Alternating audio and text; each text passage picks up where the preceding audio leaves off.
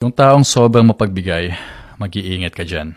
Alam mo kung bakit? Kasi hindi lahat ng pagbibigay tungkol sa sobra nila. Minsan nagbibigay sila kahit sila mismo kulang na. Kahit sila mismo walang natitira para sa sarili nila. Oras nila, effort nila, pera, pagmamahal, lahat binubuhos nila. At habang ikaw sanay kang tumatanggap, sila unti-unting nauubos. Pero ito ang hindi naiintindihan ng karamihan. Ang taong sanay magbigay ng sobra, sila din yung marunong magbawas, marunong mag-cut off. At kapag napagod na sila, hindi ka nila kakausapin, hindi yan mag-i-explain. Uubusin nila yung access mo sa kanila. Bigla-bigla, wala ka na. Walang drama, walang second chance.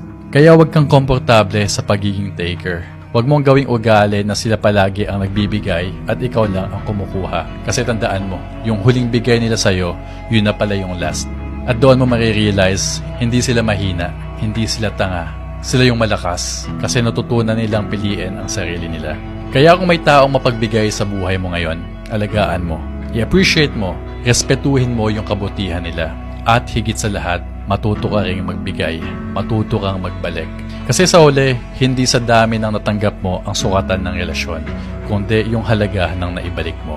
So just remember, kung may taong ganito sa paligid mo, huwag mo silang sayangin.